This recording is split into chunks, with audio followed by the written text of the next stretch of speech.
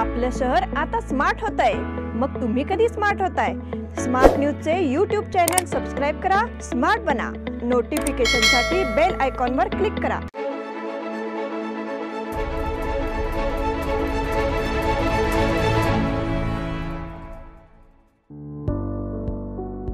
निधी groups, developers आणि builders. निधी group सोबत आता घर करणे झाले अगदी सोपे। आमच्या असंख्य ग्राहकांच्या आग्रहास्तव निधी ग्रुप्स घेऊन येत आहे एक नवा कोरा प्रकल्प। सर्व शासकीय मान्यता प्राप्त KJP, NA लेआउट व town planning approved plots Shri Swami Samarth colony, Bidi, taluka Khanapur, जिल्हा बेळगाव। आपल्या स्वप्नातील घरकुल सत्यात साकार करीत आहोत। निधी ग्रुप्स, डेव्हलपर्स आणि बिल्डर्स। चला तर मग आजच बुक करा आपला प्लॉट। अधिक माहितीसाठी खाली दिलेल्या नंबर्सवर संपर्क करा। आमचा सहकार घर होईल साकार।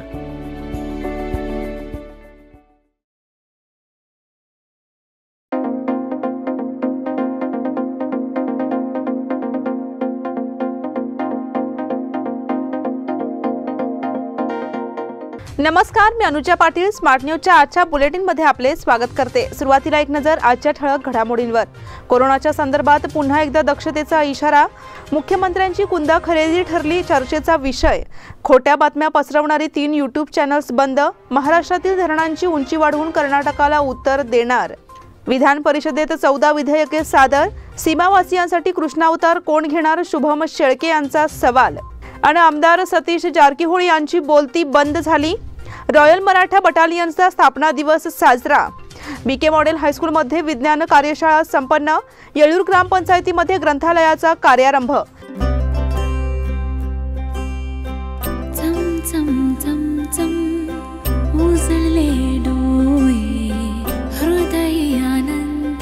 BS Channabasappa and Sons, the textile mall.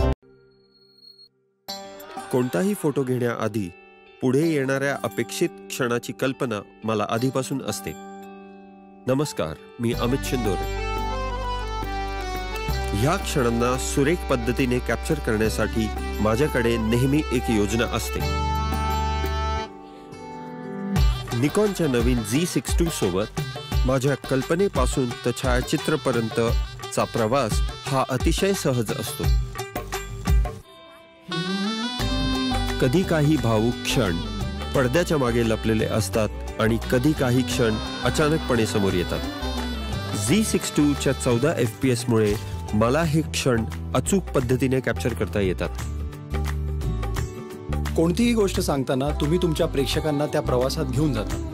नमस्कार, मी रंजन झिंगाडे आणि मी प्रिफर करतो नवीन निकॉन Z62। त्याचा I detection auto focus feature ती कथा परिपूर्ण करतो।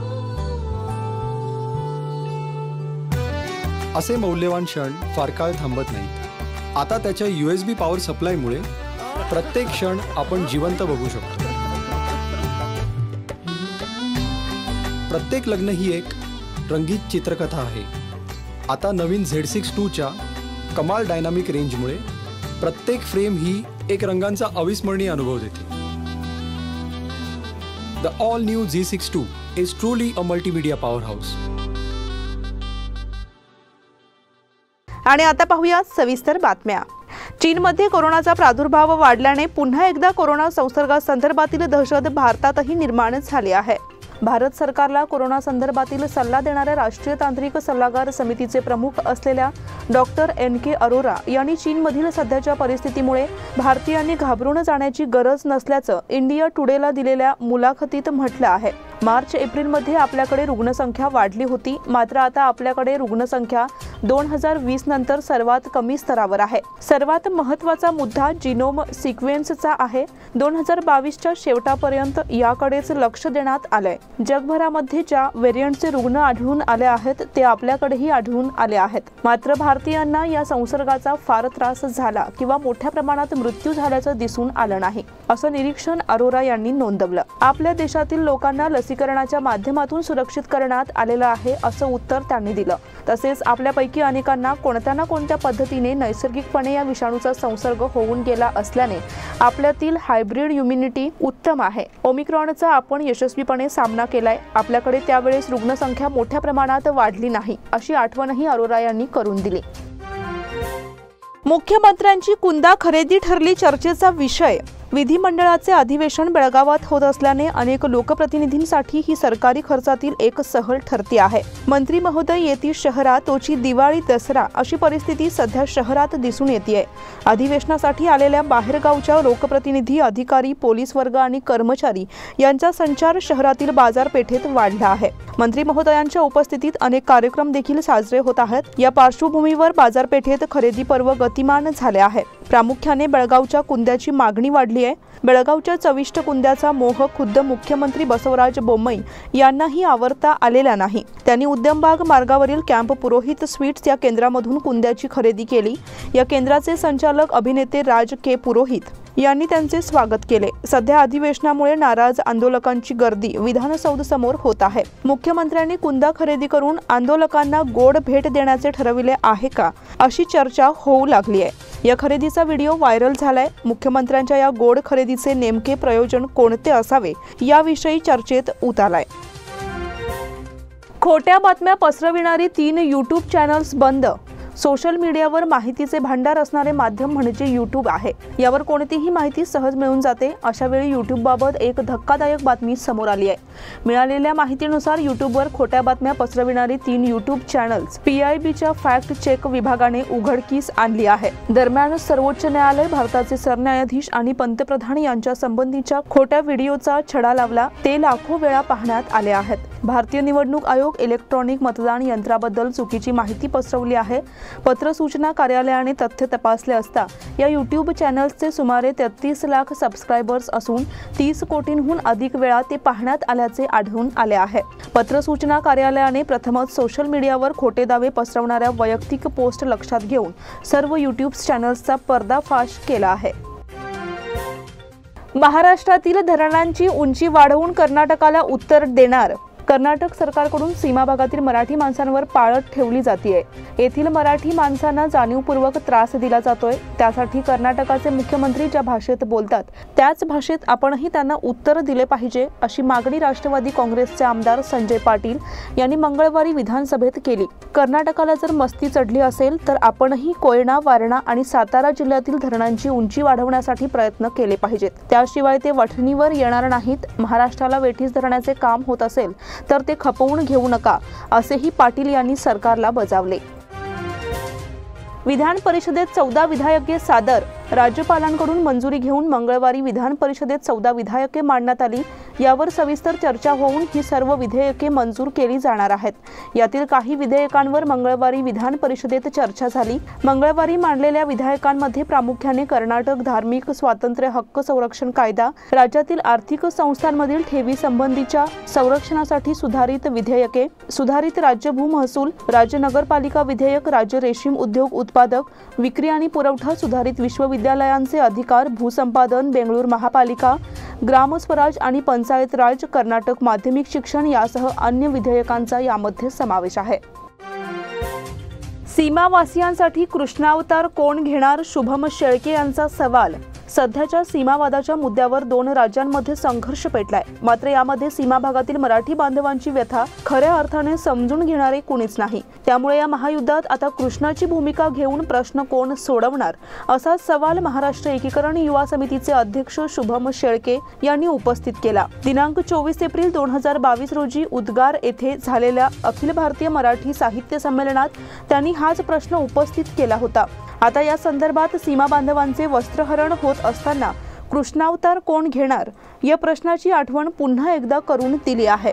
सीमा प्रश्नाच्या मुद्द्यावर कर्नाटक सरकार कौरवांची भूमिका घेऊन सीमावासियांचे वस्त्रहरण करीत आहेत. अशा वेळी पांडवांच्या भूमिकेतील महाराष्ट्र गप्प बसला आहे, तर केंद्र सरकारने धृतराष्ट्राची भूमिका घेतली आहे.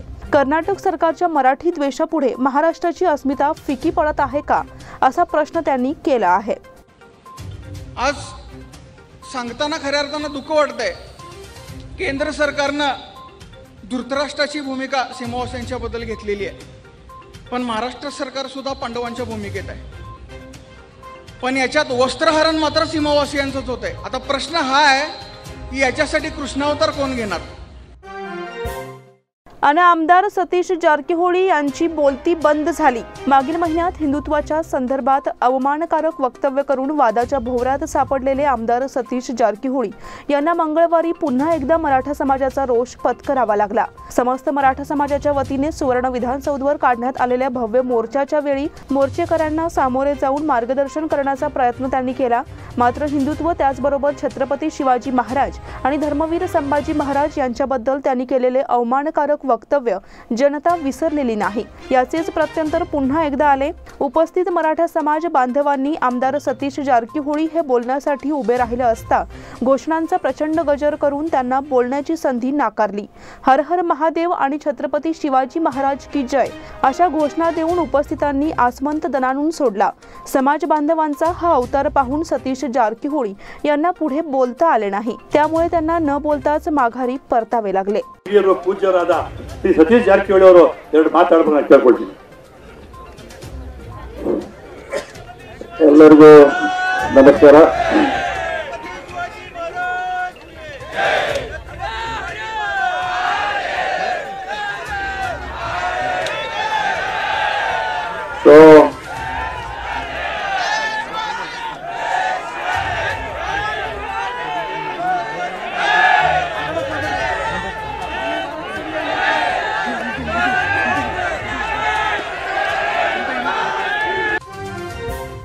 रॉयल मराठा बटालियनचा स्थापना दिवस साजरा. 5व्या मराठा लाईट इन्फंट्री बटालियन म्हणजे रॉयल मराठा या तुकडीचा 223वा स्थापना दिवस बुधवारी एका शानदार समारंभाद्वारे साजरा करण्यात आला.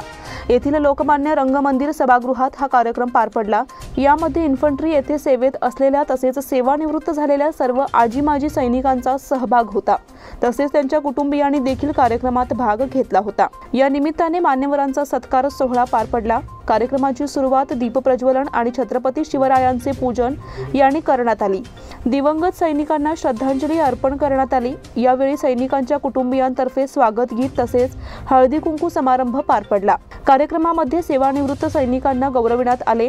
यावेळी व्यासपीठावर 5 रॉयल मराठा संघटनेचे अध्यक्ष captain Prakash Zende, colonel HW Martin, colonel MN D'Souza, major Varun Dhingra, captain Umakant Naik, captain Umesh Naik, subedar major Harishchandra Shinde, subedar major Abubakar, PSI Iqbal Nadaf आणि मान्यवर यावेळी उपस्थित होते. कार्यक्रम संयोजनासाठी कॅप्टन भाऊराव पाटील, अशोक पाटील, हनुमंत गुरव, पांडुरंग शिवणे, रघुनाथ मन्नूरकर, शिवाजी पाटील, पांडुरंग पाटील आणि इतर पदाधिकाऱ्यांनी परिश्रम घेतले. BK मॉडेल हायस्कूलमध्ये विज्ञान कार्यशाळा संपन्न. शहर गट शिक्षण अधिकारी कार्यालय आणि BK मॉडेल हायस्कूल कॅम्प यांच्या संयुक्त विद्यमाने विज्ञान विषय कार्यशाळा पार पडली. या कार्यशाळेच्या उद्घाटन प्रसंगी प्रमुख पाहुणे म्हणून मान्यवर उपस्थित होते. त्यांनी यावेळी मौलिक मार्गदर्शन केले.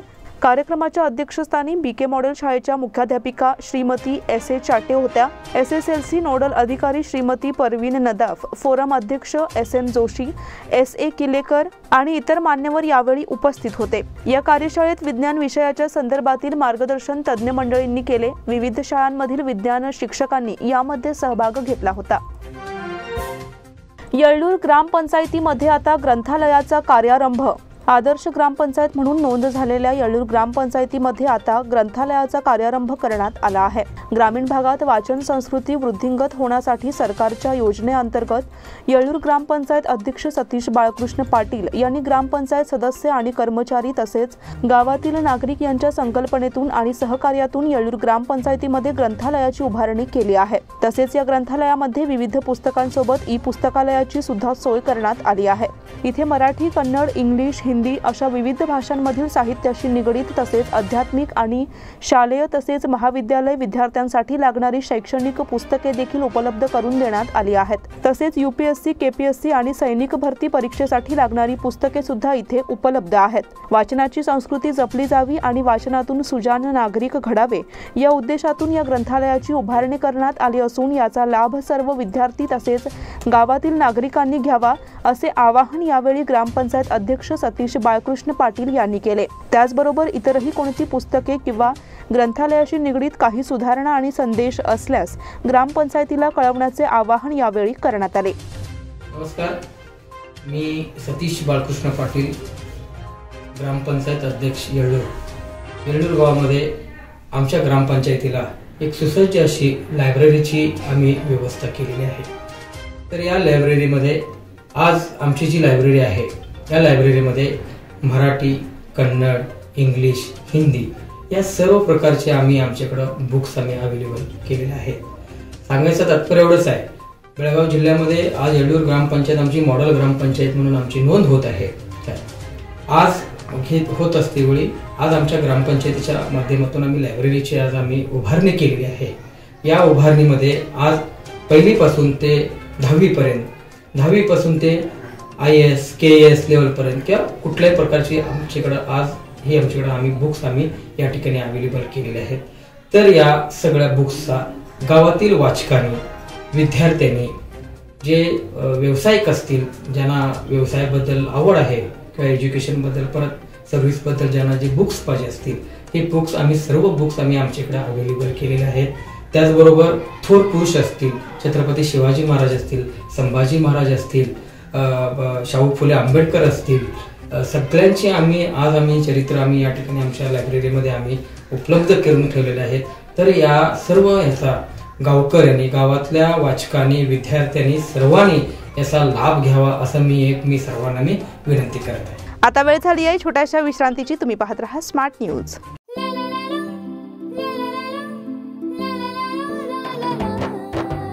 जले दीप अंगना में होगी रोशन दुनिया, पलकों तले छा जाए चांद तारों का साया, रंगोली में खिले रंग खुशियों की भी तरानी, तन मन झिलमिल जाए हर पल होंगी सुहानी, ये अटूट बंधन खिले हर आशियाना, रंग वस्त्रों का खजाना मन भाए आराधना, रंग वस्त्रों का खजाना मन भाए आराधना, आराधना मारुति गली बेलगाम, मन भाए आराधना।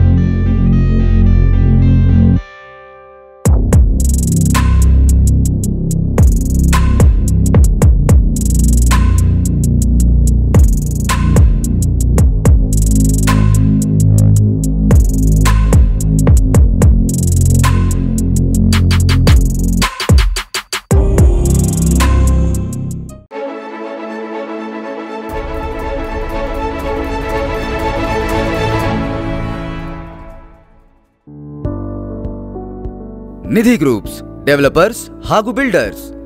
ನಿಧಿ ಗ್ರೂಪ್ ಜೊತೆಗೆ ಈಗ ಮನೆ ಖರೀದಿಸುವುದು ಆಗಿದೆ ಅತ್ಯಂತ ಸುಲಭ। ನಮ್ಮ ಅಸಂಖ್ಯ ಗ್ರಾಹಕರ ಆಗ್ರಹದಿಂದ ನಿಧಿ ಗ್ರೂಪ್ಸ್ ತರುತ್ತಿದೆ ಒಂದು ಹೊಸ ಪ್ರಕಲ್ಪ। ಎಲ್ಲ ಶಾಸಕೀಯ ಮಾನ್ಯತೆಯುಳ್ಳ ಕೆಜೆಪಿ, ಎನ್ಎ ಲೇಔಟ್ ಹಾಗೂ town planning approved plots Shri Swami Samarth colony, Bidi, taluka Khanapur, ಜಿಲ್ಲೆ ಬೆಳಗಾವಿ। ನಿಮ್ಮ ಕನಸಿನಲ್ಲಿರುವ ಘರಕೂಲ ನಿಜವಾಗಿಸುತ್ತಿದ್ದೇವೆ। ನಿಧಿ ಗ್ರೂಪ್ಸ್ ಡೆವಲಪರ್ಸ್ ಹಾಗೂ ಬಿಲ್ಡರ್ಸ್, ಬನ್ನಿ ಇವತ್ತೇ ಬುಕ್ ಮಾಡಿ ನಿಮ್ಮ ಪ್ಲಾಟ್ಸ್। ಹೆಚ್ಚಿನ ಮಾಹಿತಿಗಾಗಿ ಕೆಳಗಿರುವ ನಂಬರ್ಸ್ ಮೇಲೆ ಸಂಪರ್ಕಿಸಿ। ನಮ್ಮ ಸಹಕಾರ ಮನೆಗೆ ಸುಂದರವಾದ ಆಕಾರ।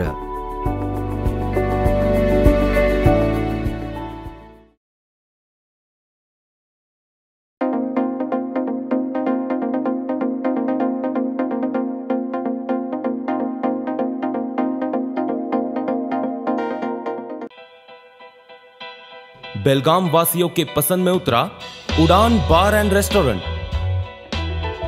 सोशल डिस्टेंसिंग का ख्याल रखते हुए हमारा स्टाफ देता है बेहतरीन सर्विस का विश्वास।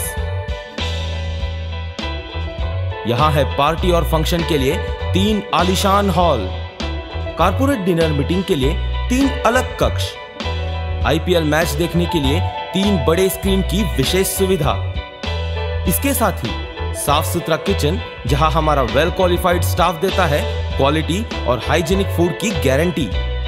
तो फिर खाने की हो बात तो आना परिवार के साथ। उड़ान बार एंड रेस्टोरेंट, लिंगराज कॉलेज के पास, बेलगावी। फोन 0831 2435 विश्रांतीनंतर पुन्हा एकदा आपले स्वागत। समादेवी गल्ली येथे पंतवाड्यात पोथी वाचनाची सोमवार दिनांक 19 रोजी सांगता करण्यात आली। सदर पोथी वाचन मंगळवार दिनांक 13 रोजी सौ यमुनाक्का महिला पंथ भक्त मंडळाच्या अध्यक्षा सुनंदा किल्लेकर यांच्या मार्गदर्शनाखाली सुरू झाले होते। रोज दुपारी 2:30 ते 5:30 या दरम्यान पोथी वाचनाचे संपूर्ण 54 अध्याय सामूहिक वाचन करण्यात आले। सुषमा सायनेकर, नीता पाटील, जांबोटकर यांच्यासह परिसरात भक्त महिला मोठ्या संख्येने सहभागी झाल्या होत्या। महिला विद्यालयाच्या माजी विद्यार्थिनींचे स्नेहमिलन साजरे।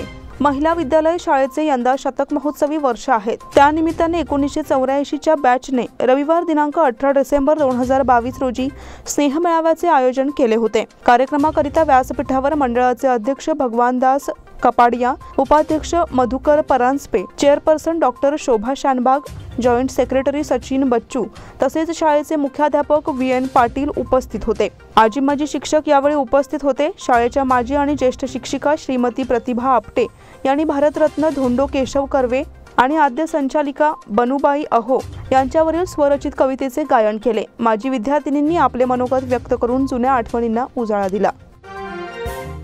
कॅन्टोन्मेंट बैठकीत विविध विषयांवर चर्चा। कॅम्पला 24 तास पाणी पुरवठा करणारी जलवाहिनी घालणे, पाणी बिलाची थकबाकी अदा करणे, स्मार्ट सिटी अंतर्गत बीफ मार्केट आणि फिश मार्केटचा कायापालट करणे आदी मुद्द्यांवर मंगळवारी कॅन्टोन्मेंट बोर्डच्या मासिक बैठकीत चर्चा झाली। तसेच जिल्हा अधिकाऱ्यांनी 24 तास पाणी पुरवठा करणारी जलवाहिनी लक्ष्मी टेकडीपासून घालण्यासाठी 4 मार्ग सुचवले आहेत। कोणता पर्याय निवडावा याबाबत बैठकीत चर्चा झाली। बैठकीच्या अध्यक्षस्थानी ब्रिगेडियर जयदीप मुखर्जी हे होते। L&T कंपनीकडून लक्ष्मी टेक पासून कॅन्टोन्मेंट हद्दीतून शहराला 24 तास पाणी पुरवठा करण्यासाठी मुख्य जलवाहिनी घालणे गरजेचे आहे। त्याकरिता कॅन्टोन्मेंट बोर्डकडे L&T कंपनीकडून पाठपुरावा केला जातोय अशी माहिती बैठकीत देण्यात आली। राष्ट्रीय भूगोलशास्त्रज्ञ संघटनेची परिषद संपन्न। राज्याच्या विकासासाठी येथील हवामानाची योग्य माहितीबाबत संमेलनात सविस्तर चर्चा करून आवश्यक सूचना कराव्यात असे आवाहन मुख्यमंत्री बसवराज बोम्मई यांनी केले। केली संस्थेच्या डॉक्टर MB जिरगे सभागृहात राष्ट्रीय भूगोलशास्त्रज्ञ संघटनेच्या 44व्या संमेलनाचे उद्घाटन करून ते बोलत होते। राज्यातील 4 लाख हेक्टर प्रदेश जमीन क्षारपड झाली आहे, त्यामुळे कोणता उपाय करावा याची सूचनाही भूगोलतज्ञांनी संमेलनाच्या माध्यमातून करावी अशी विनंती मुख्यमंत्री बोम्मई यांनी केली। माजी मुख्यमंत्री BS येडियुरप्पा, मंत्री CC पाटील, CN अश्वत्थनारायण, केली संस्थेचे कार्याध्यक्ष प्रभाकर कोरे, जिल्हाधिकारी नितेश पाटील आदी यावेळी उपस्थित होते।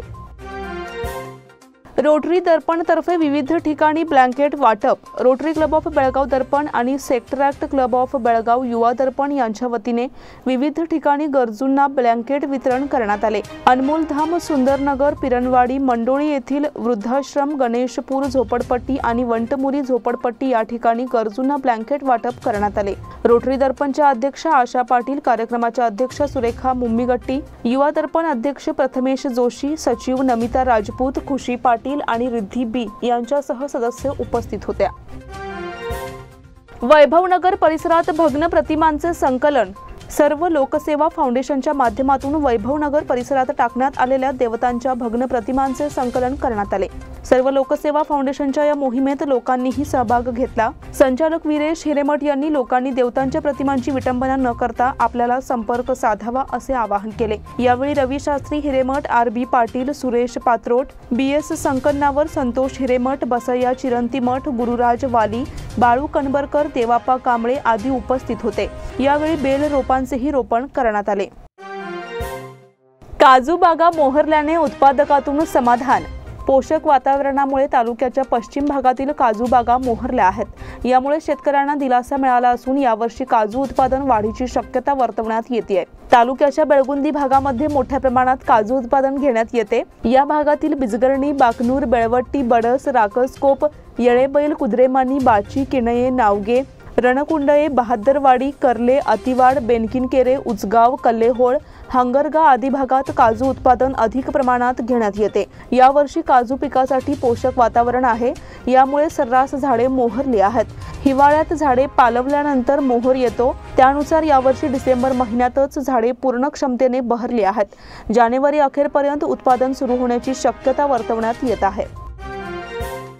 उच्च न्यायालयाला 31 पर्यंत हिवाळी सुट्टी। उच्च न्यायालयाच्या बेंगळूर येथील मुख्य न्यायालय आणि धारवाड गुलबर्गा खंडपीठांना 19 डिसेंबर पासून 31 पर्यंत हिवाळी सुट्टी राहणार आहे। मुख्य न्यायाधीशांच्या आदेशानुसार रजिस्ट्रार एन चंद्रशेखर रेड्डी यांनी सुट्टी जाहीर केली आहे। सुट्टीच्या कालावधीत दैनंदिन कामे बंद राहणार आहेत। अत्यावश्यक प्रकरणांची बेंगळूर मुख्य न्यायालयात 20, 22, 27 आणि 29 रोजी सुनावणी होणार आहे। धारवाड आणि गुलबर्गा खंडपीठ सुरू राहणार असून याबाबतची प्रकरणे आभासी पद्धतीने चालवण्यात येतील असे नोटीसीमध्ये नमूद करण्यात आले आहे। मच्छे येथे विद्यार्थ्यांची हाणामारी, 1 जखमी। मच्छे येथे किरकोळ कारणातून विद्यार्थ्यांमध्ये झालेल्या भांडणात एका विद्यार्थ्याकडून दुसऱ्यावर चाकू हल्ला करण्यात आला। सोमवारी सायंकाळी मच्छे संभाजीनगर येथे ही घटना घडली। अनिकेत नागेश मंडोळकर, वय 15, राहणार झाडशहापूर असे जखमी विद्यार्थ्याचे नाव आहे। घटनेची नोंद बेळगाव ग्रामीण पोलिसात झाली आहे। अनिकेत हा नेहमीप्रमाणे शाळा सुटल्यानंतर एक्स्ट्रा क्लास करून घरी जात होता। त्याचवेळी त्याच्या वर्गमित्राने मागून येऊन चाकू हल्ला केला। यामध्ये अनिकेत गंभीर जखमी झाला असून त्याच्यावर खासगी रुग्णालयात उपचार करण्यात येत आहेत। मणगुत्ती शिवपुतळा प्रकरणी सुनावणी 28 रोजी। मणगुत्ती तालुका हुक्केरी येथील छत्रपती शिवाजी महाराजांचा पुतळा रातोरात हटवल्यानंतर निर्माण झालेल्या परिस्थितीत सोशल मीडियावर प्रक्षोभक मजकूर टाकल्याच्या आरोपाखालील संशयिताच्या अंतरिम जामीन अर्जावर 28 डिसेंबर रोजी सुनावणी होणार आहे। 2020 मध्ये मणगुत्ती येथे शिवप्रेमींनी पुतळा उभारला होता, पण पोलिसांनी तो रातोरात हटविला। त्यामुळे सीमा भागात संताप व्यक्त करण्यात आला। मणगुत्तीत शिवप्रेमींनी आंदोलन केले। यावेळी सांगली येथील शिवप्रेमी दिनेश कदम यांनी व्हॉट्सअॅपवर मजकूर टाकला होता। तो मजकूर प्रक्षोभक असल्याचे सांगून यमकनमर्डी पोलीस उपनिरीक्षक रमेश पाटील यांनी गुन्हा दाखल केला होता। विद्याभारती राष्ट्रीय हँडबॉल स्पर्धेत संत मीरा शाळेला विजेतेपद। नुकत्याच झालेल्या 33व्या विद्याभारती राष्ट्रीय हँडबॉल स्पर्धेत दक्षिण मध्य क्षेत्राचे प्रतिनिधित्व करीत अनुगुळच्या संत मीरा इंग्रजी माध्यम शाळेने विजेतेपद पटकाविले। प्राथमिक गटांच्या मुलीतील पहिल्या सामन्यात संत मीरा शाळेने मध्य क्षेत्राचा 5-3 असा पराभव केला। विजयी संघाच्या समीक्षा बुद्रुकने 3 गोल, ऐश्वर्या पत्तारने 2 गोल केले। दुसऱ्या सामन्यात दक्षिण मध्य क्षेत्राने पश्चिम उत्तर क्षेत्राचा 3-2 असा पराभव केला। विजयी संघाच्या समीक्षा बुद्रुकने 2 गोल, मेघा कलखामकरने 1 गोल केला। अंतिम सामन्यात संत मीरा शाळेने उत्तर क्षेत्राचा 4-2 असा पराभव करीत विजय संपादन केला। विजयी संघाच्या समीक्षा बुद्रुकने 2 गोल, ऐश्वर्या पत्तारने आणि वर्षा परिटने प्रत्येकी 1 गोल केला। आता आगामी होणाऱ्या स्कूल गेम्स ऑफ फेडरेशनच्या राष्ट्रीय हँडबॉल स्पर्धेसाठी संत मीरा शाळेचा हँडबॉल संघ पात्र ठरला आहे। विजेत्या संघात कर्णधार समीक्षा बुद्रुक, ऐश्वर्या पत्तार, वर्षा परिट, दिशा जोशी, प्रणिता मजुकर, स्नेहा धनवडे, भावना कौजलगी, साक्षी पाटील, श्रुती कुंभार, सृष्टी तडकोड, सोनाक्षी देसाई, मेघा कलखामकर खेळाडूंचा समावेश आहे। या संघाला प्रशिक्षक शिवकुमार सुतार, यश पाटील, सुशांत मलतवाडी, सुमित सौंदत्ती यांचे संघाला मार्गदर्शन लाभत आहे। तर शाळेचे अध्यक्ष परमेश्वर हेगडे, प्रशासक राघवेंद्र कुलकर्णी, शाळेच्या मुख्याध्यापिका सुजाता दफ्तरदार, उपमुख्याध्यापिका ऋतुजा जाधव, क्रीडा शिक्षक चंद्रकांत पाटील, मयुरी पिंगट, निरंजन सावंत, गौतम तेजम यांचे प्रोत्साहन लाभत आहे। मंगळूरचा साफवान कर्नाटक सिरीजचा मानकरी। दावणगिरीत झालेल्या राज्यस्तरीय शरीरसौष्ठव स्पर्धेत मंगळूरच्या साफवानने कर्नाटक सिरी किताब पटकावला। बेळगावचा नागेंद्र मडिवाळ उपविजेता तर उडपीचा सोमेश्वर खरात तिसऱ्या स्थानावर राहिला। स्पर्धेच्या अनुक्रमे अंतिम निकालामध्ये 55 किलोमध्ये शशीधर उडपी, ज्योतिबा सावंत, आकाश निगराणी, गणेश काळे तिघेही बेळगाव, पृथ्वी उडपी आणि 60 किलोमध्ये धीरज कुमार उडपी, के सलीम विजयनगर, शिवकुमार पाटील बेळगाव, दर्शन जी चित्रदुर्ग, आफताब किलेदार बेळगाव, 65 किलोमध्ये विकास शापूरकर बेळगाव, सोमशेखर कोरवी उडपी, सिद्धार्थ एन, मंजुनाथ डी, पवनकुमार तिघेही दावणगिरी, 70 किलोमध्ये प्रताप कलकुंद्रीकर बेळगाव, संजय कुमार शिमोगा, महेश गवळी बेळगाव, चुडाप्पा डी विजयनगर, अरुण के धारवाड आणि 75 किलोमध्ये नागेंद्र मडिवाळ, आफोज तहसीलदार दोघेही राहणार बेळगाव, तपस कुमार चित्रदुर्ग, थापा विनायक जी शिमोगा आणि 80 किलोमध्ये विजय पी, हेमंत कुमार, सूरज सिंग, गजानन काकतीकर आणि 85 किलोमध्ये सफवान मंगळूर, विशाल चव्हाण बेळगाव, जब्बार सिंग, राकेश रॉय, राजेश उडपी आणि 85 किलोवरील गटामध्ये विकास सूर्यवंशी बेळगाव, रितेश डिसुजा मंगळूर आणि गौतम उडपी यांनी उत्तम कामगिरी बजावली. केएलई अ आणि केएलएस ब तसेच महिला विद्यालय संघाचे यश. युनियन जिमखाना आयोजित 14 वर्षाखालील मुलांच्या यूजी चषक आंतरशालेय क्रिकेट स्पर्धेत आज केएलई ब महिला विद्यालय इंग्रजी माध्यम, केएलएस आणि केएलई अ संघाने विजय मिळवले. सकाळी झालेल्या उद्घाटन समारंभात प्रमुख पाहुणे विनय, जिमखाना उपाध्यक्ष संजय पोद्दार यांच्या हस्ते यष्टीपूजन करत स्पर्धेचे उद्घाटन करण्यात आले. यावेळी जिमखाना सचिव प्रसन्न सुंठनकर, मिलिंद चव्हाण, महम्मद ताहिर सराफ, महांतेश देसाई, प्रमोद पालेकर, परशुराम पाटील, अनिल गवी आणि आदी मान्यवर उपस्थित होते. बीएससी एमसीसीसी संघाची विजयी सलामी.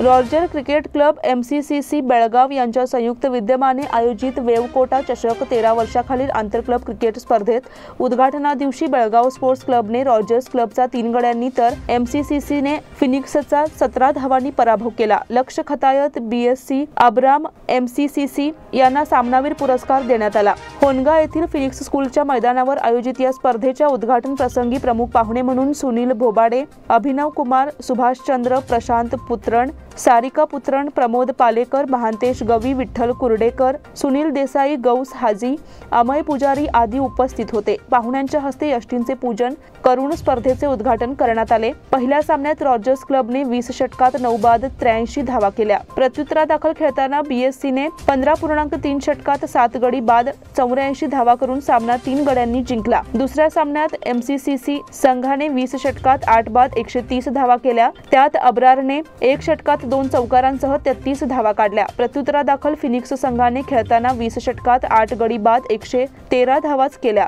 त्यात अब्रारने 1 षटकात 2 चौकारांसह 33, मयंकने 5 चौकारांसह 30 धावा तर अवधूतने 15 धावा केल्या. फिनिक्स तर्फे साईश निर्णय यांनी प्रत्येकी 2 गडी बाद केले. प्रत्युत्तरादाखल खेळताना 20 षटकात 5 गडी बाद 113 धावाच केल्या. त्यात सर्वज्ञाने 3 चौकारांसह 32 तर जियानने 13 धावा केल्या.